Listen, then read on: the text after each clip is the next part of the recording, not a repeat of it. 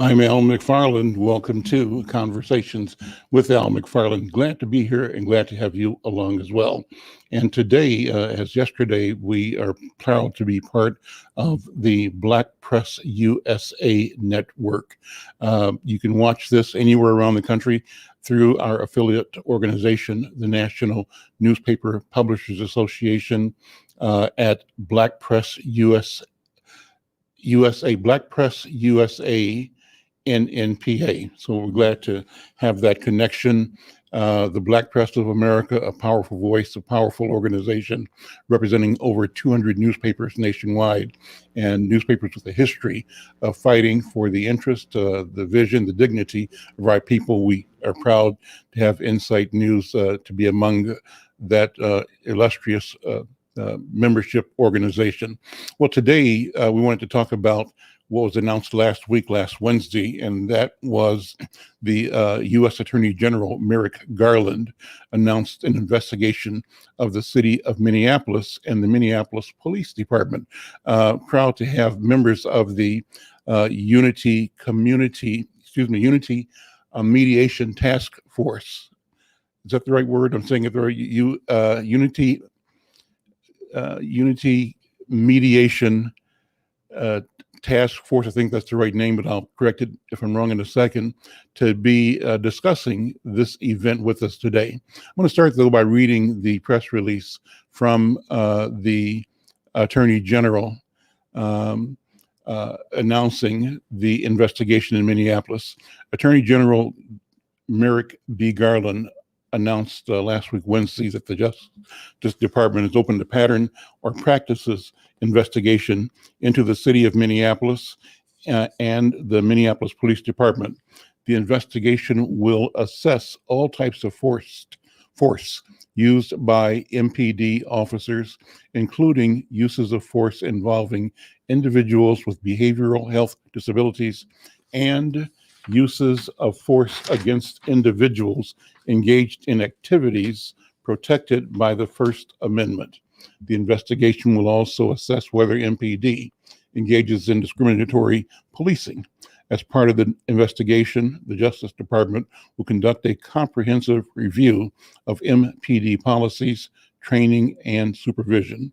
The department will also examine MPD's systems of accountability, including complaint intake, investigation, review, disposition, and discipline.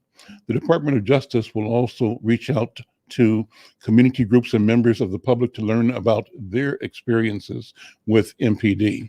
Open quote, the investigation I'm announcing today will assess whether the Minneapolis Police Department engages in a pattern or practice of using excessive force, including during protests, close quote, said Attorney General Garland.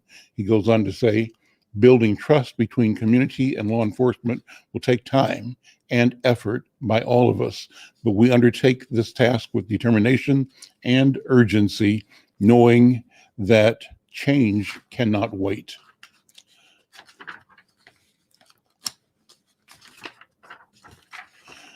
The Department of Justice officials on Wednesday informed Minneapolis Mayor Jacob Frey and Minneapolis Police Department Chief Medaria Arredondo, City Attorney Jim Rowender, and City Coordinator Mark Ruff, and City Council President Lisa Bender of the investigation. The department will continue to work closely with both the city and the department as the investigation progresses. One of the Civil Rights Division's highest priorities is to ensure that every person in this country benefits from public safety systems that are lawful, responsive, transparent, and non-discriminatory, said Principal Deputy Assistant Attorney General Pamela S. Carlin for the Justice Department's Civil Rights Division. She says, it is essential that police departments across the country use their law enforcement authority, including the authority to use force, in a manner that respects civil rights and sanctity of human life. People throughout the city of Minneapolis want a public safety system that protects and serves all members of our community, said Acting U.S. Attorney W. Anders Folk for the District of Minnesota. This investigation by the Department of Justice provides a vital step to restore and build trust in the Minneapolis Police Department and its officers. The investigation is being conducted pursuant to the Violent Crime Control and Law Enforcement Act of 1994, which prohibits state and local governments from engaging in a pattern or practice of conduct by law enforcement officers that deprives individuals of rights protected by the Constitution or federal law. The act allows the Department of Justice to remedy such misconduct through litigation. The department will be assessing law enforcement practices under the First, Fourth, and 14th Amendments to the U.S. Constitution, as well as under the Safe Streets Act of 1968, Title VI of the Civil Rights Act of 1964, and Title II of the Americans with Disabilities Act. The Special Litigation Section of the Department of Justice Civil Rights Division in Washington, D.C., and the U.S. Attorney's Office for the District of Minnesota in Minneapolis are jointly conducting this investigation. Individuals with relevant information are encouraged to contact the Department of Justice via email at community.minneapolis@usdoj.gov or by phone at 866-432-0268. The number is 866-432-0268. Individuals can also report civil rights violations regarding this or other matters using the Civil Rights Division's new reporting portal available at civilrights.justice.gov. Additional information about the Civil Rights Division is available at its website at justice.gov, CRT, and at the Office for the District of Minnesota, which is www.justice.gov/USAO-Minnesota. A lot of information, but it's important information. And what it says is that the federal government is once again stepping in to look at police practices with the eye to examining what doesn't work, what hasn't worked, and what we can do to make sure we have effective police policy and practice here in Minnesota. Well, I'm joined by Zach Matoya. Zach, are you there? And Al Flowers, both are members of the Unity Community. Zach, I'm having a moment here, a senior moment. What's the full name of the organization? Unity Community Mediation Team. It just blanked out of my mind. Unity Community Mediation Team. And I apologize for having that senior moment. But, I wanted to take the time to ask you and your colleagues, Al Flowers is trying to join us, to review and to explain what this investigation means. But first of all, let me ask you to talk about the Unity Community Mediation Team, who you are, what your mission is, how it originated, and what your work is in this question of police accountability. So to start off, Zach Matoya, thank you for being here, cousin Zach Matoya, and talk about the history of UCMT, Unity Community Mediation Team.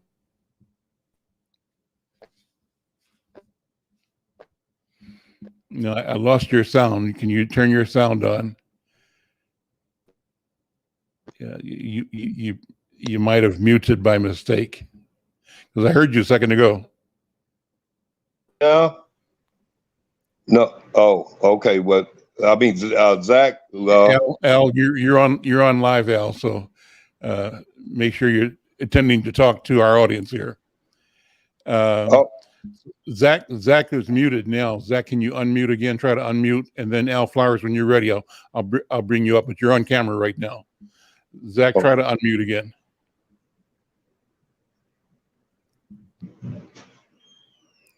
And Kelvin, are you able to unmute Zach Matoya?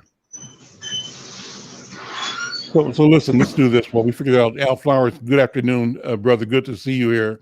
We have a problem with the microphone with Zach Matoya, but you're here. Our problem with you, Al, is that you have the light behind you, and if there's any way to turn around so the light is on the front of you, it would just be a lot better to see you, because we can't see you right now. We see a shadow. Zach, are you available to talk now, Zach? Oops. Oops. Try it again, Zach. Okay, we'll work that out. Can you hear me, Al? I hear you perfectly. And Zach, are you hear us? Can you hear me no now? Zach. Now I do. There we go. Look, we'll get Okay. it. We'll get it. Okay. Okay. So let's start. Zach, I was asking you to give a background on Unity Community Mediation Team. Go ahead and start with that. Okay. Back somewhere around 2001, the community had a very large outcry of police brutality in the community. And so what we did was make contact with the Department of Justice through their Chicago office. And they came in and told us about mediation and receivership and things of that nature, educated us with a number of different forums throughout the city. And it was the appropriate process by which we could forge a team to represent the community. So there were a number of different where we actually brought in different communities, and then the communities themselves represented their representatives. We had a meeting of African American community, including the leadership, the Hmong community, the GLBTQ, the Native American community, and everybody selected their own representatives to be a part of this team. We then engaged in mediation as the Department of Justice being the facilitator with the Minneapolis Police Department. And the result of that was the drafting and signing of what's called a memorandum of agreement. So it was an agreement between the police department and the community to make changes in the police department. And so we had that process. And then as a follow-up to that process, another 3 years was added for us to monitor the process and the progression of it all, you know, to make sure that they were being held accountable for everything. At that point in time, we had more work to complete, and we requested that an extension be put in place, and it was ultimately denied. The mayor denied that request back then, and I believe he formed some other committees or stuff like that to try to get that work accomplished. Fast forwarding, the day after the death, the murder of George Floyd, I felt a certain sense of urgency. And so at the same time that Reverend McAfee and Spike Moss and Al Flowers and others were meeting with Police Chief Arredondo downtown, I was actually on the phone with the Department of Justice and getting them back to the city so that we could get back to the table and get our work finished. And so that's where we are right now, Brother McFarlane. We are currently engaged in mediation with the Minneapolis Police Department. And one of the unique features that has been added to the whole process this time around is we have a young people's task force that is made up of youth. And the reason we did that is because we see the need for this generational. And so we need to develop young leadership to be able to come in and take over the roles of leadership of the Unity Community Mediation Team. But we also need their direct input in this whole process. That's vitally important.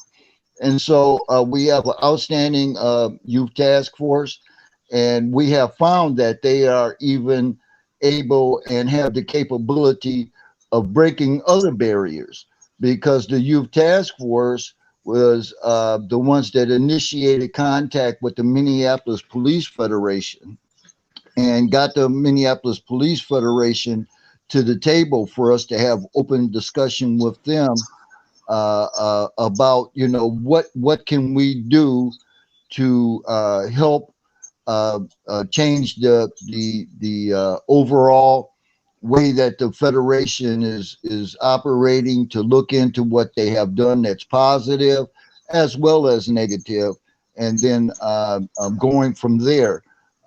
So we're already engaged in discussions with them. So it's a lot of work.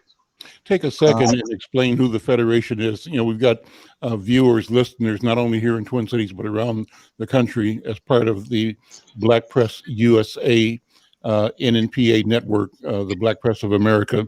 And you threw a couple of terms out that were important that people who are not here might not understand. One of them was the Federation.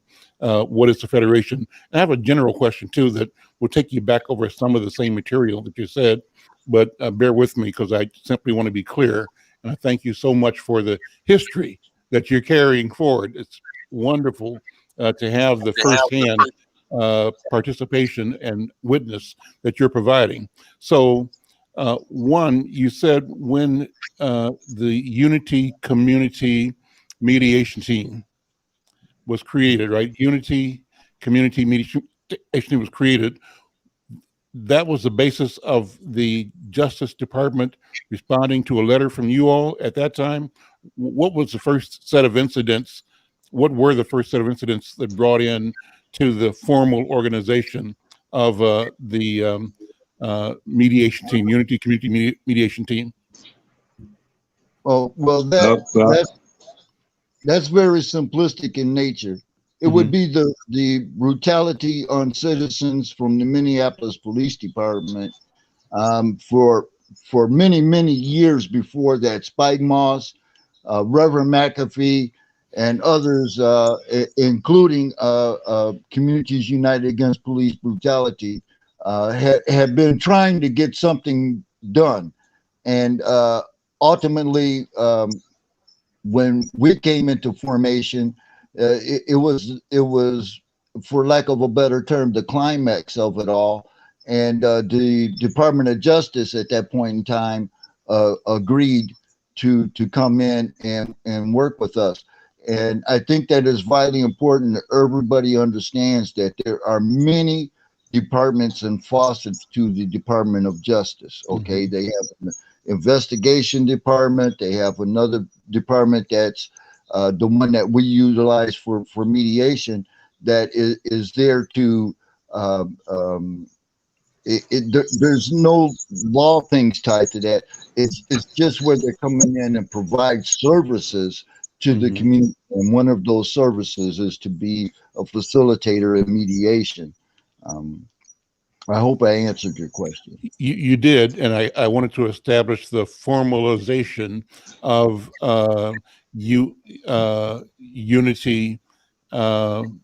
Community Mediation Team, of how you all came together, and you reached out to the Department of Justice and invited them to support you in your effort to seek change at the Minneapolis Police Department. So is that a fair description of how it all evolved? Yes, it is. Okay. And one thing you said that I want to get clear on, you said at some point in time, the city chose not to deal with you all and tried to organize another separate body, right? One of the mayors did. Did I understand that properly? Well, well, first of all, we actually had to do some very serious lobbying with city council at that time. We did not have the majority of the vote in support, so we had to do some lobbying, and we also launched a petition campaign, petitioning the city council to authorize us to move forward, and eventually they did. Once we got through the whole process of mediation, we signed the agreement. The city council reviewed the agreement and approved it and all like that, and we signed the agreement. And then after that, after we had the signed agreement, we worked for another 3 years to monitor the processes. We also worked with the police department on what was called critical incident response. And if there was an instance that involved the police, we would respond to it. Brother Al Flowers, Brother Ron Edwards, Spike Moss, different ones of us were members of that team. We had received training through the Department of Justice to do that work. And we respond and go actually to the scenes and work with the families and the community to make sure that, you know, it was as peaceful as possible, and explain the processes that the police department had to go through during a homicide type of a situation. And so we did that as well. But after that term was up, that 3-year term, once that was up, we attempted to renew it for another 3 years. And at that time, Mayor R.T. Ryback denied our request. And that's where you're saying he tried to create another group that would operate or fill that space that you all had created to hold the police accountable, right? And Yeah. okay, so what happened? How did things go after that? Did you all disband or continue without a formal relationship with the city? Tell me what happened. Well, actually, what happened was a number of us continued the work. Brother Al Flowers, Ron Edwards, Booker T. Hodges, different ones. But we did not have a formal setting by which to do that. So it pretty much, I'm not going to say disbanded, but pretty much almost went into a dormant state. Okay. And we are now out of that dormant state. Okay, great. Al Flowers is here. Al, thank you for being here, and thank you for all the work you're doing in community. And I wanted to take this time to explore and explain what this investigation means. You know, and Zach just indicated that in part, or maybe completely, this is a response to calls from you asking for the investigation. Do you take credit for that, Zach, or was this happening independently? Let me find out. No, the current investigation is something that is, once again, for lack of a better understanding, action by the Department of Justice themselves. We wanted them here for mediation. We did not want them here for an investigation. And so, no, we did not request that they come in and do this current investigation. We did not. No. Okay, but then you do see yourself working with them or being one of the resources they go to? Because as I read the press release, they said they intend to contact community voices broadly to see how the community evaluates police conduct, but they also will work with the police department and elected officials and other city players. How do you see that relationship developing, and what will your committee's relationship be with them? Is that to me, Al? Let me ask Zach first, and then you, Al. Okay. Actually, after that announcement came out, we actually met with them the next day at our headquarters, Reverend Bethel's Church in South Minneapolis. Ourselves, and then there was a few groups there as well. It was a small meeting in nature. It was kind of a preparatory thing. And we met with them, and we have agreed to participate in that process of the investigation, to put input into that whole process. I also want to add that the Department of Justice also had another process, and they called it community dialogues. And that went on for about 3 months or so. And we participated in that as well. And they also had reached out to other people in the community, what you call vested members, to participate in a virtual dialogue. I do not know, and we have not received any conclusion of those virtual dialogue sessions that we had.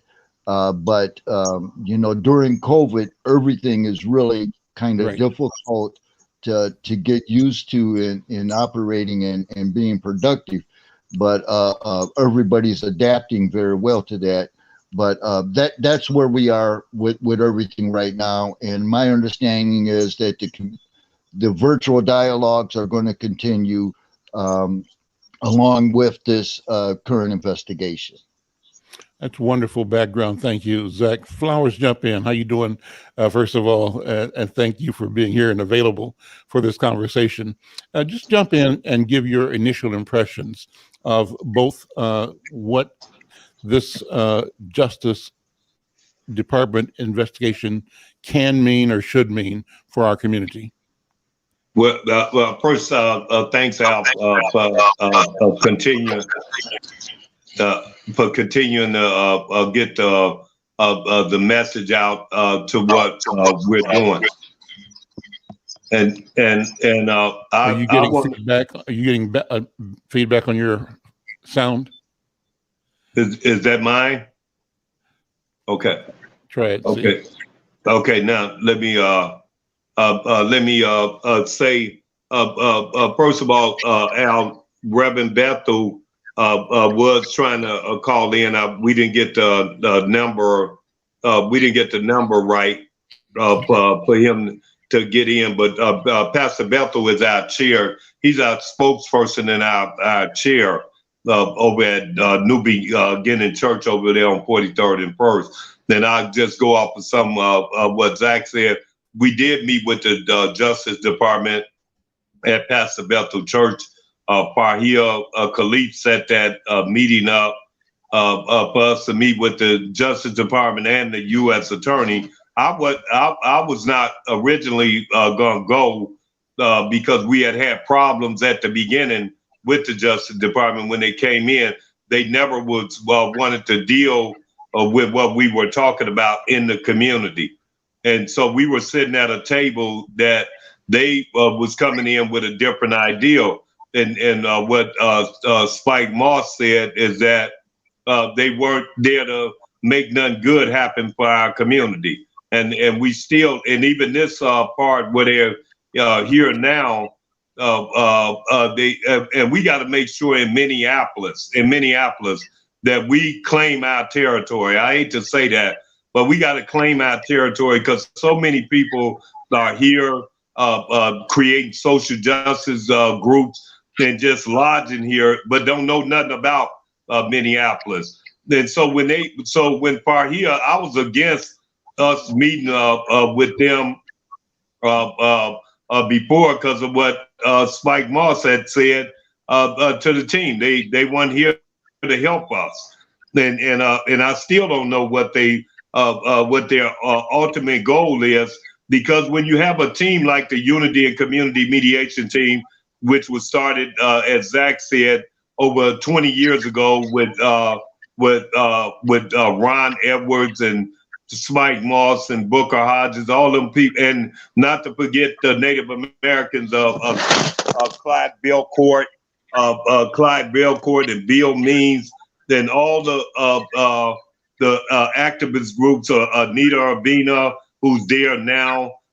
They were all there back then, and they there now. And that's what kind of scares the Justice Department, Al.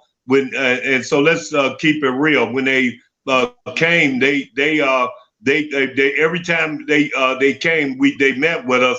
They had something different for us to do, because they wanted to bring different groups in. Then Al, when you do that, you're doing that because you want us to start over again. And when they looked at all the knowledge you have, when you have a Barbara Snyder, Mark Anderson with Barbara Snyder, Anita, Zach, or Pastor Bethel that been through the rodeo before, they didn't want that. And so so the next thing they said was, you don't have GLBTQ community. They didn't know. Yes, we did. We had one of the staunchest advocates, Rebecca Wagner, from the GLBT community. Then they say we didn't have the young people. Now and when they said we didn't have the young people, right after that, we created the young people. I say we because we're a team, and I don't say what I did. I'm the one who reached out and started organizing the young team. But we can't say I in this where we at now. We got to say we. This is what we did as a team, and that's what we are. That's what. So when we talk about the Justice Department now, is it what can they do that we can't do? Well, what can they do that we can't do? We have the most powerful team. They should be listening to us, but instead, I think they still trying to figure out ways to pit organizations against, to not get nothing done. So to your question, what we gonna do with the judge? We will meet with them, but we can't lay down to what they doing. We have to say now what we want. And with the mediation team, that's why I wish Reverend Bethel was on here. We did a memorandum of understanding years ago, and they did none of it. As Zach talked about, the then Mayor R.T. Ryback didn't want to extend it, that it wasn't important to them. Everything that they are doing now with Chief Arredondo is changing policies and changing all these procedures. It's in that document of what we did 20 years ago. Now we got the young people task force that these young people don't understand how they reading a document 20 years old, and then they still saying the same thing. So our job now is not for us now, Al. It's for the young people to get out there and read and learn about what happened, learn their history. If they're gonna move us forward, they gotta learn the history. But we gotta be willing to teach them the history. We gotta be willing to teach. We can't let it be on us. I try to step back as much as I can, but sometimes, Al, in this struggle, I was at the meeting with the Federation yesterday with the Police Federation. First time in history, young people are sitting at the table with them, and then when we're at the table, they still don't get. Dr. Oral Holtz was there, and the police was trying to talk about what they cut and how they took everything away, and didn't know we fought for them not to have them cut. He didn't know that. The officer didn't know that. And then he talked about how great policing the police was. But you sit in a room with 10 African-American men and women, and you telling us how good the police is. Me, one that's being beat by 5 times. I done took 5 assaults. You probably know about a couple of them, Al, that I took. And this officer, it could be a good guy. I ain't saying this a bad officer, but he said, no, but the police is not that bad. Because it's he got a kid gonna come on the department. Then he don't want his kid to come on and see police. When Nicholas and AJ and them say, we want the peace department, he said, no, what's wrong with the police name? And I say that to say, he just didn't understand. I told him, I said I wasn't going to talk at the meeting, which is always hard on me. But when he said that, when he said how good they was, I was he wasn't accepting what Dr. Holtz had told him, that the history of policing was to go capture slaves. Yep. It was to go capture slaves. Now we know that, Al. But he really didn't get it. So, and I'm watching the young people as he's saying that, and they looking confused, like, what is he? Do he really know? And so that's where we at right now, Al. Is we got to educate even the police of what we doing. And I don't know if with the Justice Department, Al, how do we deal with? We know they can do some things, but they were just here in 2015, and they just gave a clean bill of health, and it was shooting of black individuals going on then. These things were already going on when they cut the deal in 2015, and there was some prominent people on that committee from the community. including Lisa with a mother's love. Nakima was involved with that. Lisa Neal Delgado. It was great people. And did they really listen to them, or they just listened to the ones they wanted to hear? So because 2 or 3 things come up. One, I had asked Zach, and I forgot to follow up with you. You mentioned again to explain for people who is the Minneapolis Police Federation, because we've been using that term, and we didn't clarify for people who are not here what that means. But that's important because the Federation has a standing and a image in the community that, and I'll let you say it, some people see that as more powerful than the chief. But so explain who the Federation is, Al Flowers. The Federation is the one, like any other, like any other union. The Federation is the one that defends the officers when they get in trouble. It's a Minneapolis Police Federation, and they defend the officers when the officers get in trouble or get disciplined. They defend them and then get them sent to arbitration. And when they go to arbitration, they more than likely get their job back, and so they really never get disciplined. And I'll say this about the Federation: when they asked the question yesterday, the one of the police said we have to deal with behavior, and I think AJ said that's Al Jr. I think he said, "What are we talking about police behavior?" And then he said, "Oh no, I ain't talking about that." And so that's where they stuck. And one of the things I said to him, Al, is we want the police to have a union. We just don't want you to defend bad policy or when the police are doing something wrong. Why do they have to support it? And then on the same time, if somebody black like Art Knight make a mistake and say, if you do something like this, you'll get the same old white boys in recruiting. He gets demoted, and then he get a letter against him to all the police with his life being threatened. So when you talk about that again, somebody might not know that story, but since you brought it up, tell the story about Art Knight. He was then was assistant to the chief, and what happened is he was doing an interview with a reporter,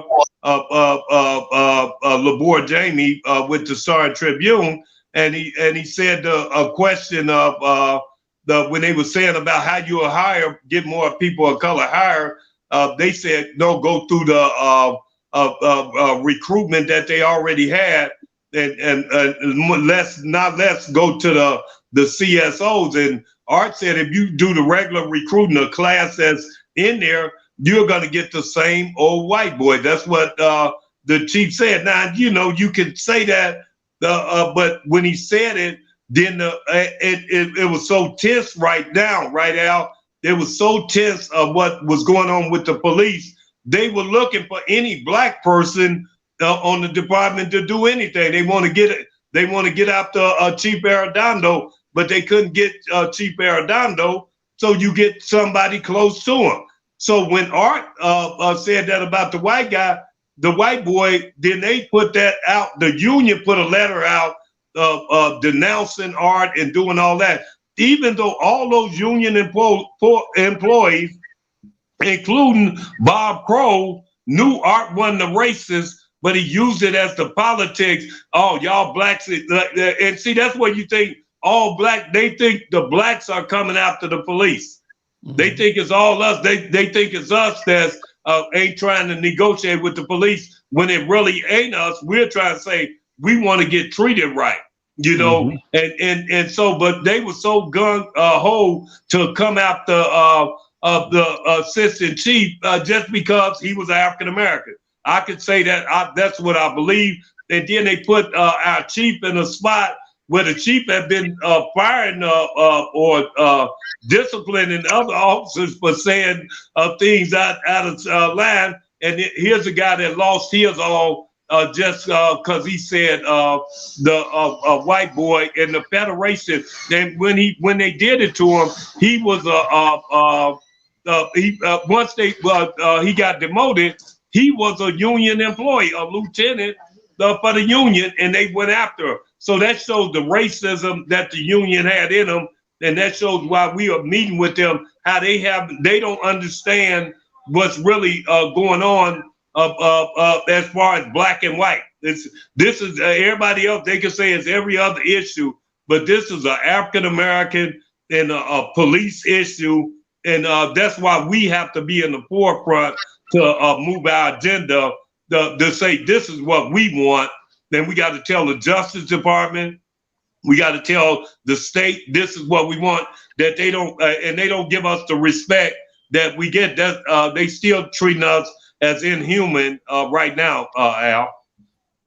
So one of the things that you've been saying consistently, Al Flowers, is that a lot of the rhetoric in the community about defund the police or abolish the police is just that rhetoric that may not properly serve the interest of black families and the black community.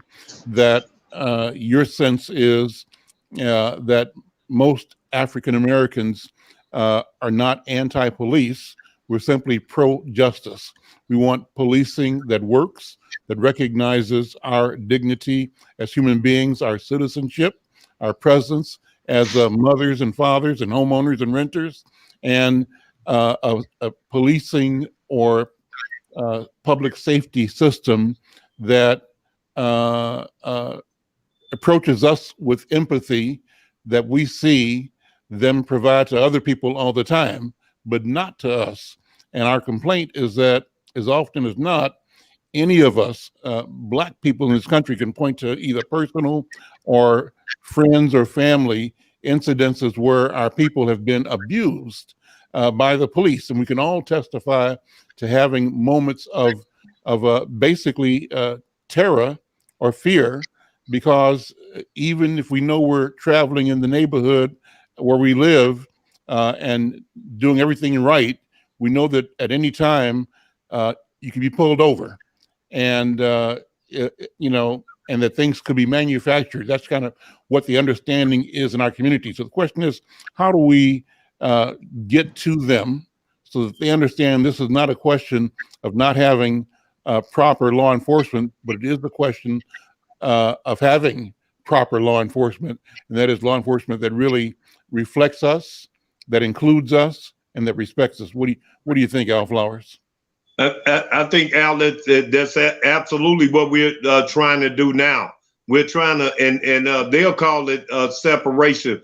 But like when the Justice Department came in, the people from St. Paul and Brooklyn Center was coming in asking the Justice Department about their area.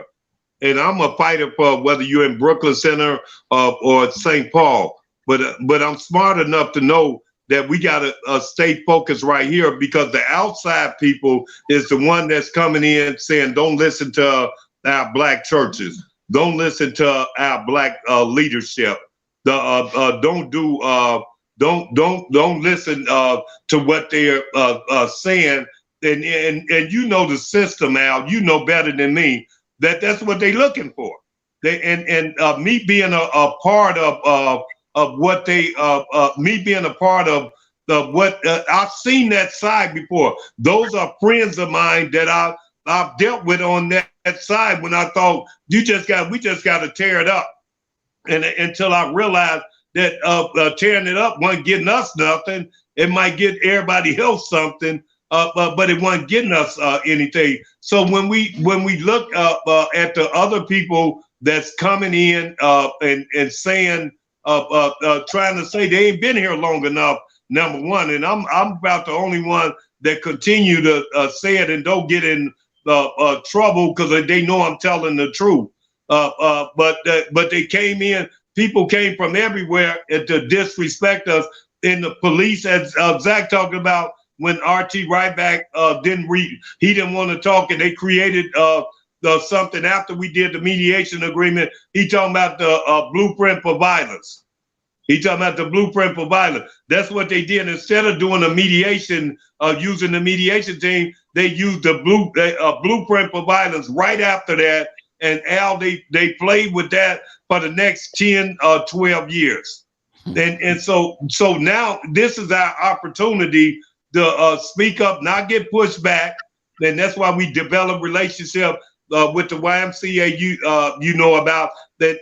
And I think the mediation team is the one that's going to get us there, because this is Minneapolis.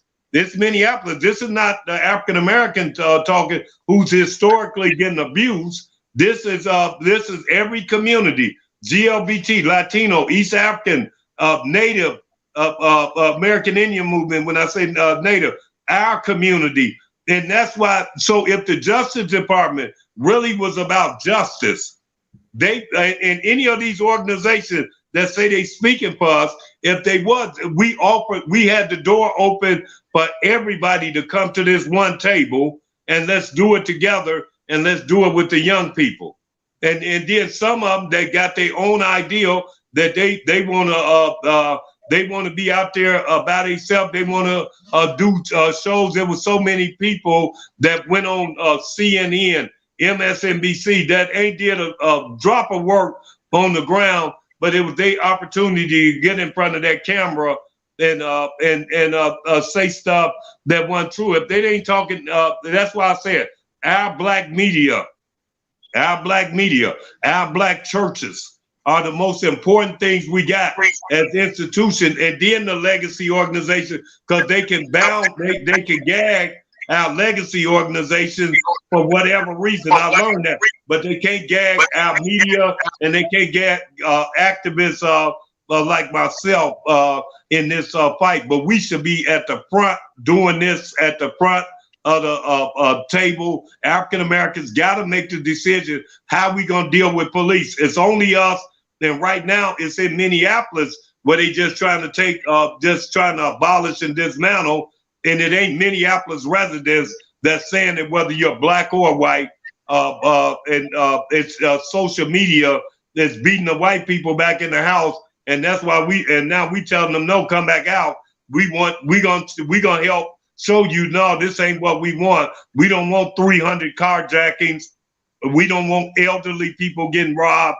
We don't want 600 people getting shot after George Floyd died and 50-some murders. That ain't what we want, and it's a hard conversation for anybody to talk about but us if you're in the black community. Let me shift focus. I've got about 5 minutes left here.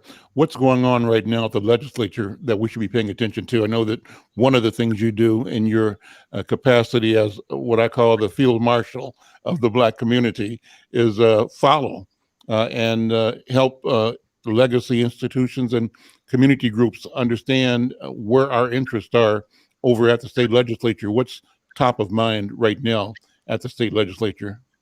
But thank you, Al, for that. I'm glad you asked me that, because if you know, you did a panel at the YMCA just a few weeks ago with Majority Leader Ryan Winkler and YMCA CEO Glenn and Rich Melzer, and then the mediation team on both sides, Safe Street Partners and the mediation team.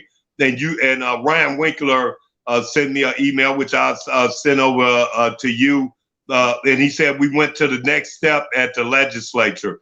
He said he would like to get back together. We just sent that email yesterday saying that it moved forward. So that might be a conversation coming up. He was pretty happy about what was happening there. And that's to put the $15 million into public safety. So we'll be able to utilize that to do some of the work what we're talking about with Safe Street or mediation or what other people are doing. But I try to keep it focused on what we're doing. But yep, I just got that email yesterday.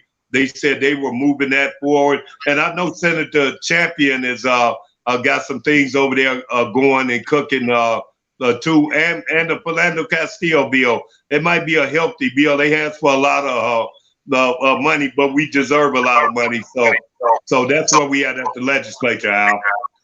Great. Listen, we're out of time. This has been a wonderful conversation, but this is not the end of it.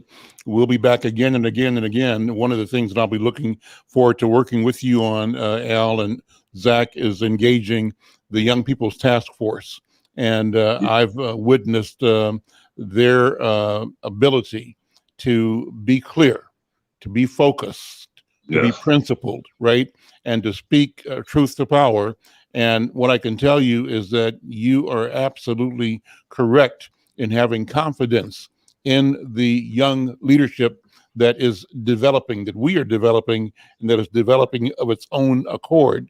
And it just means we've got more work to do to ensure that we can share with them knowledge, information, narratives, stories. Like, Zach, just your ability to review what happened from 2000 to now. So important, right? And we have to just keep bringing the stories forward again so that we provide a context, right, for the change that we are working on. Al, thank you so much and appreciate you. Again, I'll be calling you to follow up on this in a matter of, as the weeks proceed. I think for me, the message is to say to our people, victory is possible, and victory is inevitable, and victory is at hand. Keep working, keep standing up, keep expecting what you desire, because you can do it. That's what I believe. What do you think about that? Yeah, Zach. What I think about it, you're absolutely right, and I'm just thankful that I understand now, Al. I understand the importance of our story being told our way, and from our Black news. That's what I'll be campaigning. Read our Black news. Look at that. You could look at stuff on social media, but fact check it and make sure you're getting the right information. Well, let me remind people to check you out too every Sunday afternoon at 1:00 on KMOJ, and I think that's a show that rightfully has earned the attention of the entire community because you bring it straight and no holds barred, and people call in, they like it, and keep up the good work. Hey, thank you, Al, for keep pushing for our people. All right, brother. Take care. I'm Al McFarlane. This is Conversations with Al McFarlane. We'll see you again tomorrow. Take care. All right.